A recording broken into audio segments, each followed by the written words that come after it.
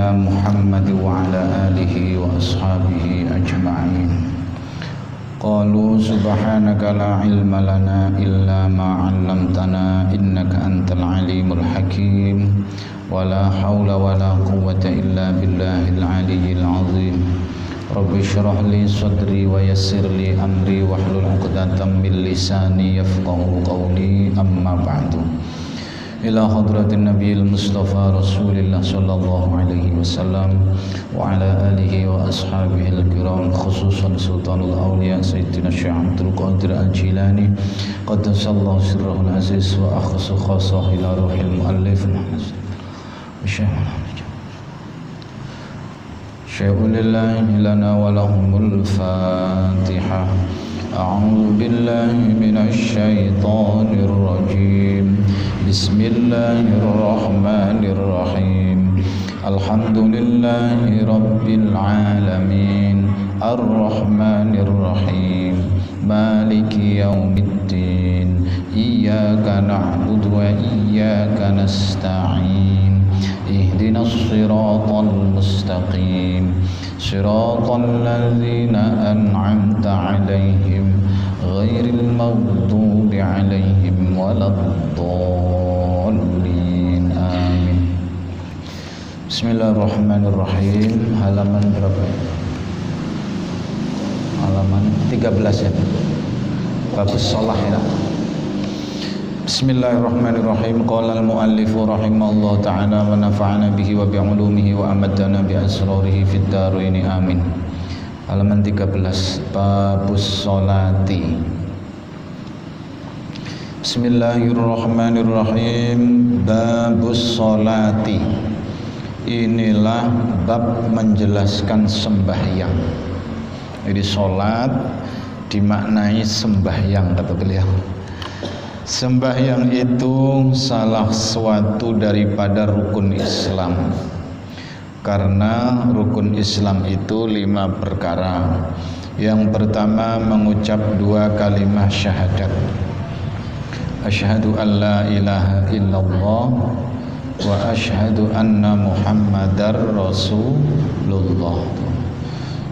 2 sembahyang 5 waktu di dalam sehari semalaman.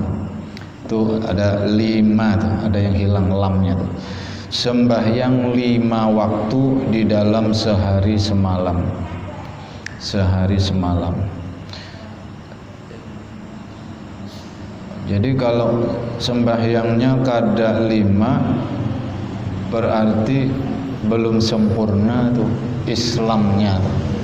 Karena rukun Islam tuh sembahyangnya 5 kan, tapi sudah Islam cuman jadi tidak sempurna karena sembahyangnya belum 5 kali. Ada mudah-mudahan lah yang belum bisa 5 kali, mudah-mudahan diberi hidayah, kemudahan untuk istiqomah melakukan sembahyang, karena berat sembahyang itu. Termasuk tanda-tanda akhir zaman itu orang sudah banyak yang tidak mau sembahyang. Itu tanda-tanda akhir zaman. Di masjid itu sepi, nah, kalau di pasar ramai. Berat sembahyang tuh, masya Allah. Berapa banyak orang Islam tuh tak ada peduli lagi dengan waktu sembahyang. Azan tuh dia kadang menjawab lagi sudah, tak ada mendengarkan lagi azan tuh. Orang makaam di masjid nih, pengurus masjid nih berusaha nih mic-nya supaya bagus nih, salonnya nih ditukarkan yang mahal nih, tidak corongnya nih, supaya apa? Supaya orang nih mendengar. Semakin indah, semakin bagus suara tadi, ternyata masih juga tak mau mendengar. Padahal berat itu. Banyak hadis-hadis dari Rasulullah yang menjelaskan tentang apa itu pentingnya menjawab azan. Apabila ada azan, tinggalkan semua pekerjaan itu, jawab azan itu sesuai apa yang diucapkan oleh muadzin, kecuali hayya 'alas shalah, hayya 'alal falah. Di situ dalam hadis dalam kitab Bulughul Maram dijelaskan illal hayyalataini, kecuali la hayya 'alas shalah dan hayya 'alal falah, maka tidak disunahkan mengikuti yang diucapkan muadzin, tetapi fayaqul la haula wala quwwata illa billahil aliyyil azim. Hayya 'alas shalah, kita jawab la haula wala quwwata illa billahil aliyyil azim. Ada ulama yang menambah Allahumma ja'alni minal musallin. Hayya 'alas shalah, Allahumma ja'alni minal musallin. Hayya 'alal falah, la haula wala quwwata illa billahil aliyyil azim. Allahumma ja'alni minal muflihin. Ada yang menambah itu, minal muflihin. Allahumma ja'alni minal muflihin. Bahayanya orang yang meremehkan azan, tidak mau mendengar azan, menjawab azan. Bahayanya yang dikhawatirkan itu matinya su'ul khotimah. Itu bahayanya, Masya Allah itu ya. Jadi kalau bisa, kalaupun lagi ngajar tuh, mau kita ngajar nih, ada azan itu pun dia disuruh berhenti. Baca Quran nih, baca Quran tuh ibadah yang luar biasa, baca Quran nih. Lagi baca Quran ada orang azan, Allah, berhenti dulu baca Quran. Saking pentingnya dan besarnya pahala, fadilahnya orang menjawab dan mendengarkan azan. Apalagi lagi organ tunggal nyanyi dangdut, itu wajib berhenti itu orang azan. Orang baca Quran aja harus berhenti kok, masa nyanyi nggak berhenti, gimana ini? Ya, jadi kalau ada orang rame-rame pas azan, suruh berhentilah dulu sebentar, istirahat dulu, ada orang azan ya. Hormati aja lah orang azan dan karena bahayanya besar, orang yang tidak menghormati azan itu matinya su'ul khatimah. Bayangkan, sebesar apapun ibadah kita, ketaatan kita, kalau su'ul khatimah tuh nauzubillahi min dzalik. Jadi kunci yang paling penting itu kita matinya husnul khatimah. Kalau ibadah kita ini ya kayak ginilah, mudah-mudahan lah diterima ya. Ilmu kada tapi ada tidak mau khusyuk aja tak bisa.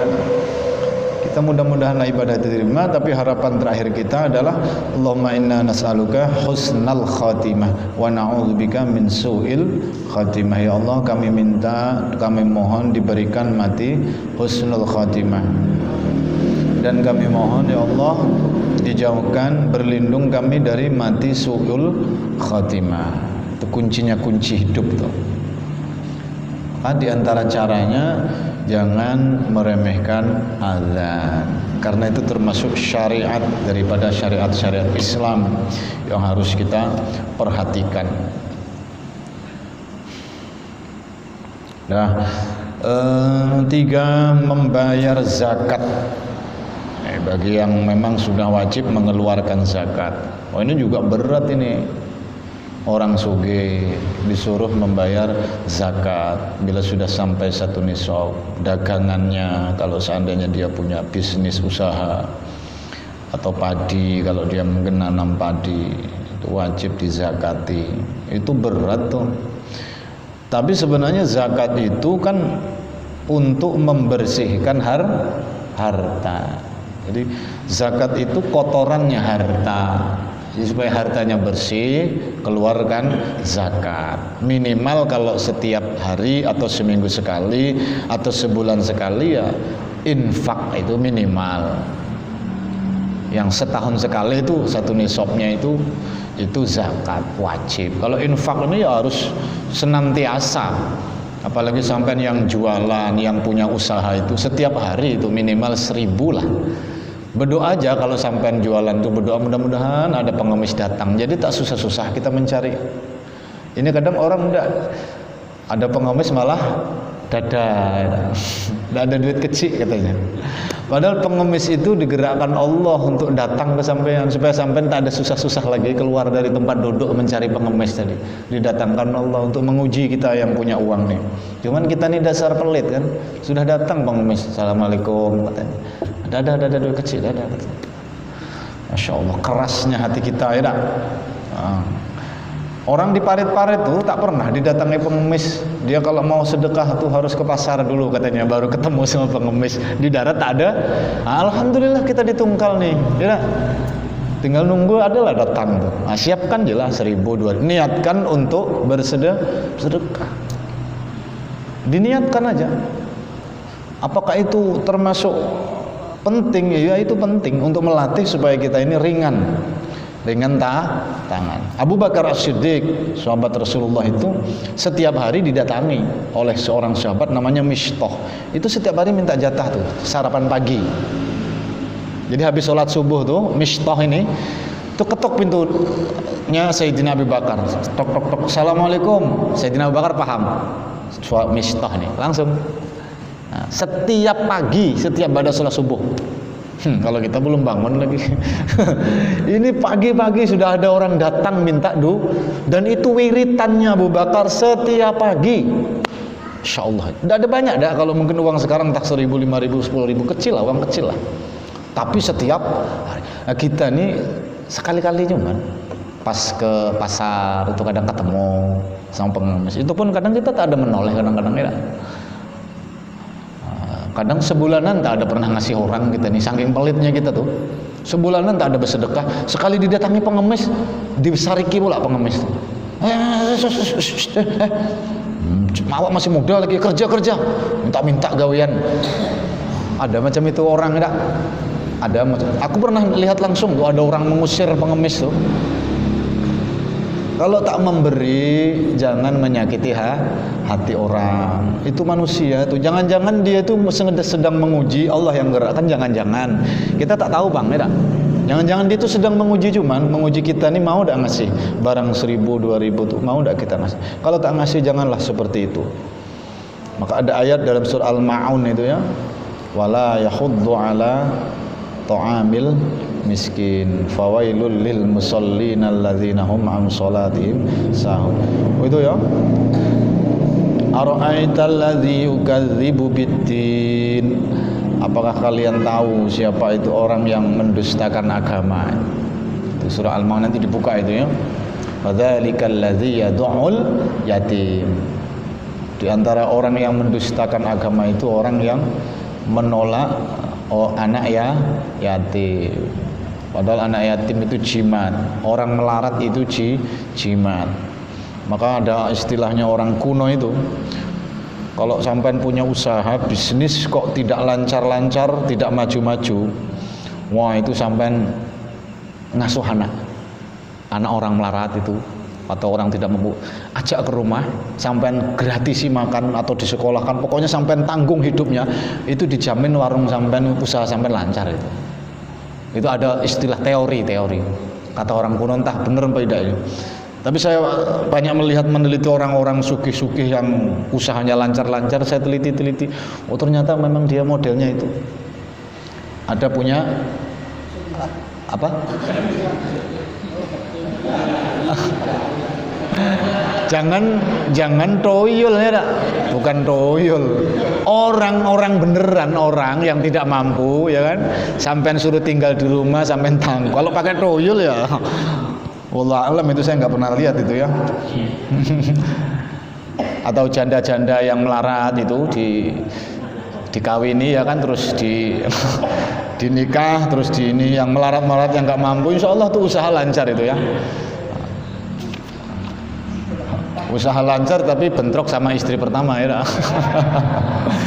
Usaha lancar bisnisnya tapi istrinya marah-marah ya. Pokoknya kalau mau menolong sesama, apalagi orang yang membutuhkan, itu nanti urusannya hajat-hajatnya akan dikabulkan oleh Allah. Jadi gini, kalau sampean punya kepinginan cita-cita yang belum tercapai, itu solusinya gampang. Sampean penuhi keinginan cita-cita orang, nanti cita-cita sampean Allah yang ngurus. Wallahu fi aunil abdi ma'adamal abdu fi auni akhih. Maka rahasia kenapa para kiai-kiai itu, para ulama itu enggak terlalu ngajar anaknya itu enggak terlalu fokus ngaji belajar apa enggak. Kiai-kiai ulama-ulama di pesantren itu ngajar santri, setiap hari ngajar santri sampai anaknya itu lupa enggak diajarin. Kadang-kadang anaknya ustadz itu baca Quran aja nggak bener, belum bener, sudah besar belum bagus bacaannya. Sementara santri-santri udah pinter-pinter baca Quran. Wah itu ternyata nanti pada akhirnya anaknya kiai, anaknya ustadz, anaknya orang alim itu pada akhirnya jadi orang alim juga. Itu rahasianya kenapa? Karena para guru di pesantren, para ulama, para kiai itu dia fokus mengajar santri, anak orang yang sudah dititipkan, karena ini titipan orang mau disuruh diajari, dia fokus, ikhlas sudah. Nanti anaknya Allah yang ngatur itu. Itu rahasia itu. Dalam hal duniawi ya tentunya seperti itu juga.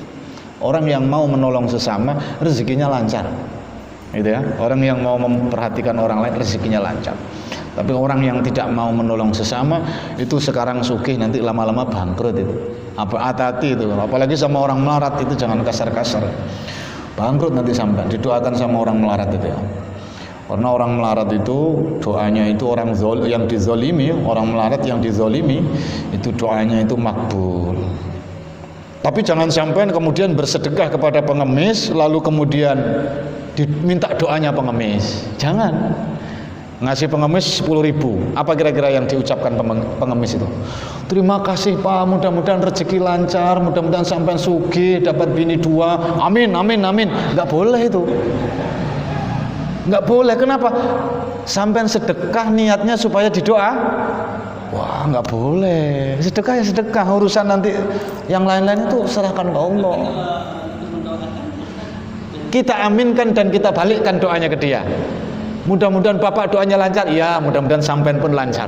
Karena kalau kita tidak balikkan doa, kita terus bangga dengan doa itu, terus kita fokus seneng sama doanya, lupa sama esensi pahala sedekah. Nah,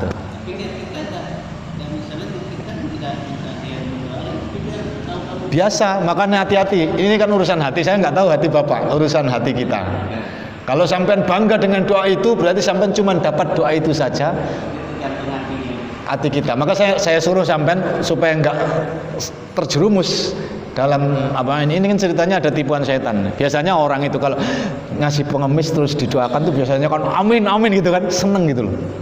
Oh itu hati-hati itu, nggak boleh itu. Karena pengemis pasti mendoakan. Kalau dikasih 1.000 ya paling terima kasih gitu dok. Coba sekali-kali pengemis itu kasih 50.000, itu pasti mendoakan Bapak itu. Rata-rata lah. Terima kasih Pak, mudah-mudahan rezekinya lancar. Terus sampean jawab amin. Jawab amin itu lo nggak boleh. Kenapa tidak boleh? Sampean seolah-olah sedekah hanya mengharapkan doa. Paham enggak ini? Masa sedekah cuman kepingin didoakan, ya rugi. Wong sedekah ini karena Allah. Tidak boleh dalam versi pemahaman tasawuf.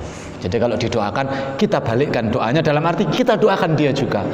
Ya mudah-mudahan sampean juga rezekinya lancar, terus mudah-mudahan jadi orang sugih, dalam hati terus nggak ngemis lagi.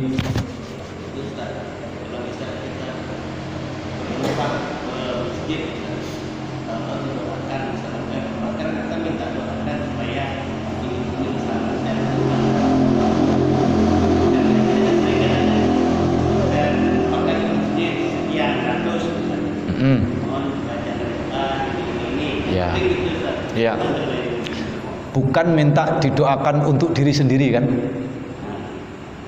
Ini saya infak ke masjid, tolong doakan saya, utang saya lunas. Itu tidak boleh untuk sendiri.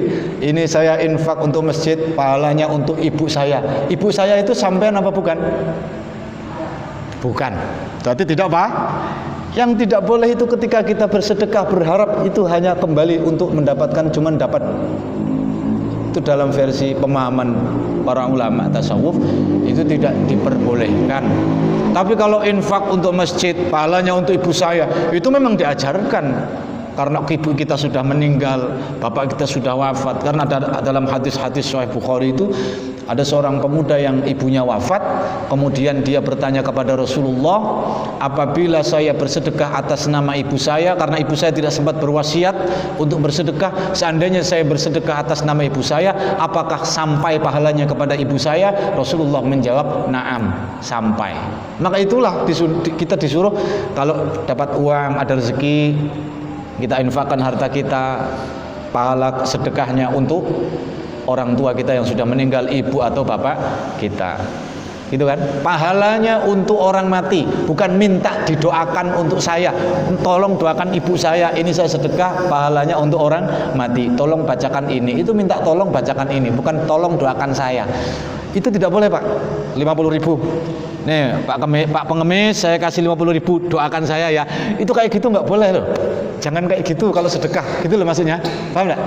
Apalagi sampai nggak minta, tahu-tahu didoakan kan, terus sampai jawab amin amin amin amin. Seolah-olah cuman segitunya harganya sedekah itu loh. Paham nggak? Nah, tapi kalau yang Bapak tanyakan itu ya, itu boleh. Sedekah pahala, minta doakan untuk ibu saya, pahala sedekahnya untuk orang tua saya yang sudah wafat, nah itu tidak masalah. Kira-kira begitu ya. Sampai jauh ini ya, menyimpang ya. Enggak apa-apa lah ya. Jadi hati-hati kalau bersedekah itu, dilatih hatinya karena Allah. Maka sebenarnya seperti yang nyambung yang Bapak tanyakan tadi, ya kalau kita sebagai panitia masjid itu kan ya menyiarkan orang yang infak itu kan untuk laporan lah, biar orang tahu sama bahwa uangnya ini loh untuk ini gitu kan. Tapi yang paling afdol kan seharusnya tidak untuk disampaikan, tidak untuk dipamer-pamerkan dari Bapak Haji Admir 1 juta umpamanya gitu kan, tidak perlu sebenarnya ya. Nanti Pak Haji Admir terus merasa wah tidak ada yang 1 juta cuma awak tuh lah. Wah jadi bahayanya kan ke situ. Itu bahaya Pak namanya. Maka menyampaikan itu ada bahayanya. Tapi ada manfaatnya untuk memancing Pak Haji yang lain. Wah, Pak Haji 1 juta, masa aku cuma 100? Jumat depan aku 1 juta juga lah. Jadi berlomba-lomba di dalam supaya memunculkan semangat. Jadi kita yang bersedekah, yang berinfak ke masjid itu harus dijaga hati itu. Bila sampai ada tersebut nama kita, hati-hati nih. Jangan sampai merasa terus ujub. Nah, tak ada yang 1 juta rupanya di siswa ujung nih. Awak tuh lah rupanya yang sugih-sugih itu nampaknya cuma sugih. Sekali infak cuma 100.000, tak ada lah. Nah, kayak gitu tuh bahayanya.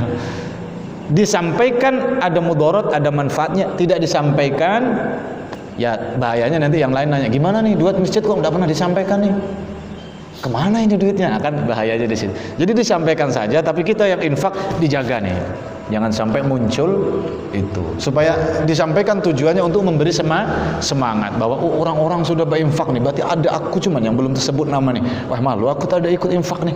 Jadi ada semangat. Tapi sebenarnya yang paling bagus itu ya tidak disebutkan, karena bahaya disebutkan. Cukup ditulis saja sebenarnya tidak apa-apa. Tapi ya terserah lah, yang penting bisa jaga sininya kan, tidak apa-apa, bebas lah.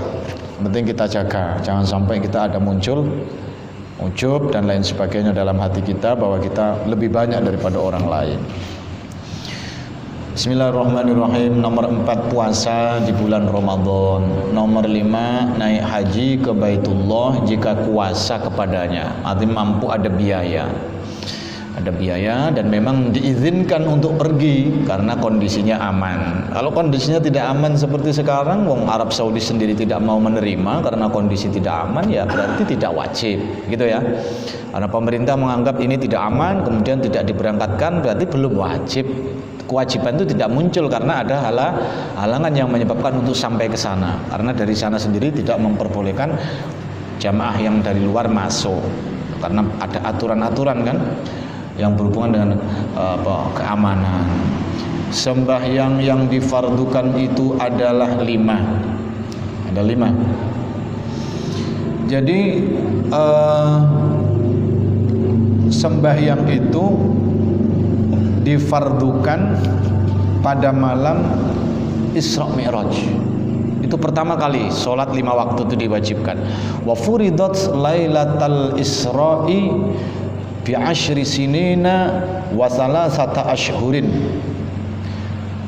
Sholat 5 waktu itu diwajibkan pada malam Isra Mi'rajnya Rasulullah sallallahu alaihi wasallam ba'dan nubuwah, sesudah diangkat menjadi nabi, bi 10 sinina pada 10 tahun, wa 3 ashhurin dan lebih 3 bulan.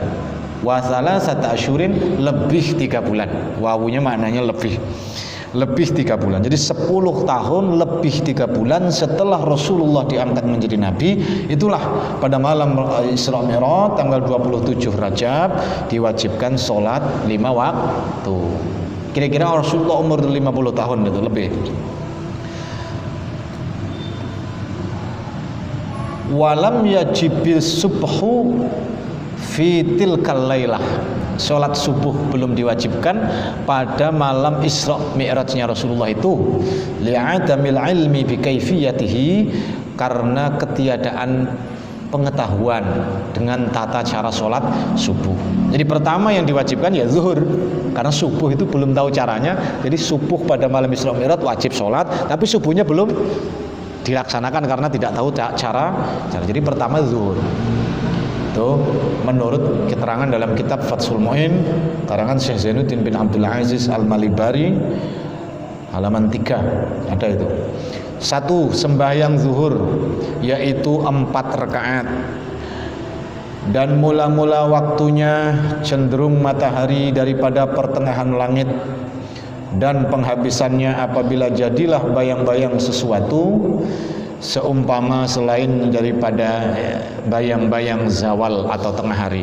Bila kita menegakkan sesuatu, nah kemudian bayangannya itu sama dengan barang yang kita tegakkan, maka itu habis waktu zuhur. Bila lebih panjang bayangannya, masuk waktu asar. Tuh, zuhur tuh. Kalau pas di atas kepala itu namanya waktu istiwa, itu belum masuk sholat. Bila sudah tergelincir sedikit berarti sudah masuk waktu zuhur. 3. Sembahyang asar yaitu 4 rakaat, dan mula-mula waktunya apabila keluar waktu zuhur dan penghabisannya tenggelam matahari. Kapan keluar waktu zuhur? Ketika barang kita tegakkan, kayu atau lidi atau paku, bayangan dan paku tadi lebih panjang bayangannya, maka habis waktu zuhur, masuk waktu asar. Itu orang dulu macam itu, tidak ada jam bang.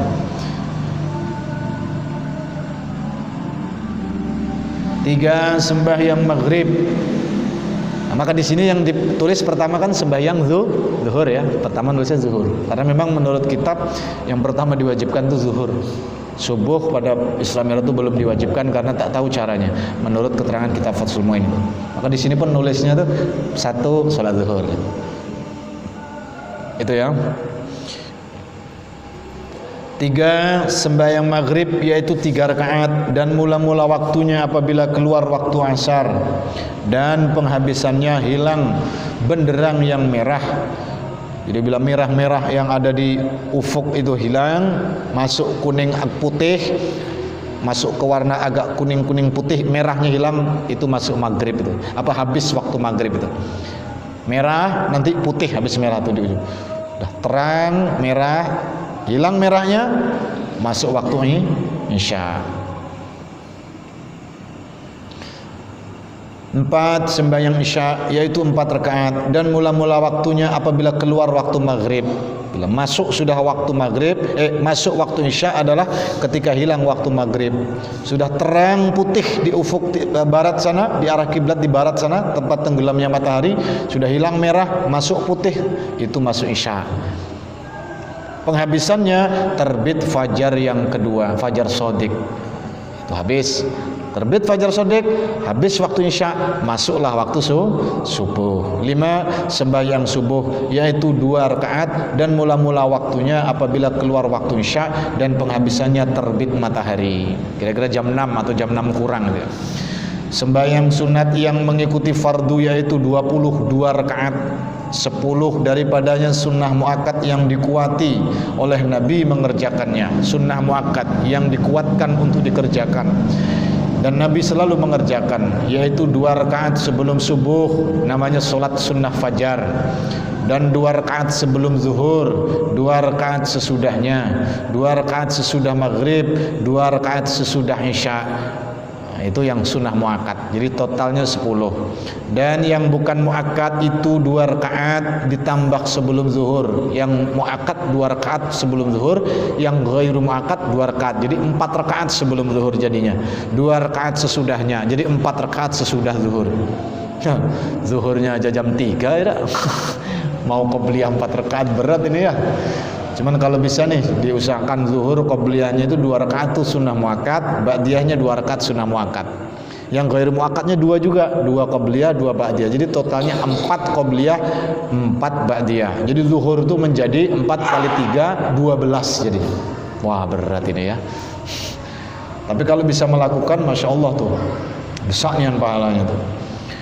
2 rakaat sesudah 2 rakaat sesudahnya, 4 rakaat sebelum asar, gitu. Yang muakkad 2 rakaat sebelum asar, ghairu muakkadnya 4 rakaat. 2 rakaat sebelum maghrib. Nah, maka habis azan maghrib sambil nunggu imam, itu baca sholawat dulu, ya, atau qobliyah maghrib dulu. Jangan habis azan langsung qomat. Ada yang mau qobliyah tuh. Nah, itu memang ghairu muakkad, tapi tetap sunnah. 2 rakaat sebelum isya, habis azan isya, qobliyah isya dulu. Jangan langsung qomat. Itu disunnahkan itu. 2 rakaat sebelum sholat isya. Kita di sini gitu ya. Habis azan, qobliyahan dulu. Maghrib juga begitu. Habis azan, qobliyah maghrib dulu. Itu sambil nunggu imam bolehlah baca sholawat atau baca doa atau apa, kemudian baru iqamah. Sembahyang sunat muakkad yang tiada mengikuti sholat fardu, artinya yang bukan rawatib, setengahnya 1 sembahyang tahajud, dan waktunya itu pada malam sesudah bangun daripada tidur, sekurang-kurangnya 2 rakaat. Jadi hendaknya sholat tahajud itu dilakukan sesudah tidur, walaupun cuman sebentar. Dan yang paling afdol dilakukan pada 1/3 malam, kira-kira akhir ya, jam 3, jam 4 itu yang paling afdol. Paling tidak ya jam 1, setengah 1, jam 2, dikala orang sedang tidur. Ini besar ini fadilahnya orang yang senantiasa sholat tahajud. Kemudian daripada yang kedua, sembahyang witir, waktunya yaitu setelah sembahyang isya sampai fajar kedua. Jadi setelah sholat isya bolehlah qabliyah ba'diyah isya, itu boleh langsung sholat witir, gitu ya. Atau nanti malam, tengah malam boleh. Cuman kalau tak ada bulan Ramadan ini ya, kalau mau boleh lah. Cuman kalau tak ada bulan Ramadan jarang orang sholat witir ya. Padahal tetap disunahkan habis sholat ba'diyah terus sholat witir. Sekurang-kurangnya 1 rakaat. 1 rakaat langsung salam. Dan sebanyak-banyaknya 11 rakaat. Itu sholat witir. Dia ganjil tuh. Nomor 3, sembahyang duha, waktunya mulai terangkatnya matahari sekadar 7 hasta sampai tengah hari sebelum masuk waktu istiwa. Jadi sebelum jam 12 sampai jam 11-an lah. Cuman yang afdol itu ya di pertengahan tuh atau di awal jam 7, jam 8 itu sudah boleh tuh. Sholat duha itu yang afdol. Sampai jam 11 itu masih boleh. Yang penting belum waktu istiwa. Sampai tengah hari, sekurang-kurangnya 2 rakaat dan sebanyak-banyaknya 8 rakaat. Nah, ini bolehlah yang sebelum berangkat ke kebun, ke pekerjaan apa, yang ngajar apa ke kantor, apa yang mau kerja apa jam 7 apa jam setengah 8 sebelum berangkat, boleh nih sholat duha. Oh, ini besar pahalanya. Insyaallah orang yang istiqomah sholat duha rezekinya lancar. Tapi jangan habis sholat duha hanya sholat duha diniati hanya untuk mengharap rezeki lancar. Sholatlah saja, masalah rezeki kan sudah dijanjikan lancar. Hidup itu Pak kayak orang pergi kondangan. Pergilah kondangan, tidak usah tanya-tanya sama panitia, ini ada makanannya apa enggak, ini prasmanan apa enggak. Pergi aja lah, sudah disiapkan di sana. Malah muyak panitia kalau kita sampai situ betakun masalah makanan. Tidak, datanglah ke kondangan, pakai baju batik yang paling bagus tuh, celana polo yang rapi, tidak, bawa amplop diisi duit. Sampai sana tahu Sarah tanya, ada tidak makanannya? Semua orang menantu, pengantinan tuh pastilah disiapkan makanan. Jangan lagi betakun-takun. Jangan berharap sesuatu yang sudah disiapkan. Kenduri, berhaul orang, berarwah, selamatan. Duduklah di situ, duduk sampai selesai bertahlil, duduklah. Makanlah nanti. Jangan macam mana nih? Ada hidangannya tak nih? Adalah, sudah disiapkan. Tidak. Nah, samalah sholatlah duha. Jangan aku mudah agar lancar rezeki. Sholat duha ini agar lancar. Jangan berharap. Sudah sholat aja. Sudah disiapkan masalah itu. Kira-kira begitu ya. Wallahu a'lam.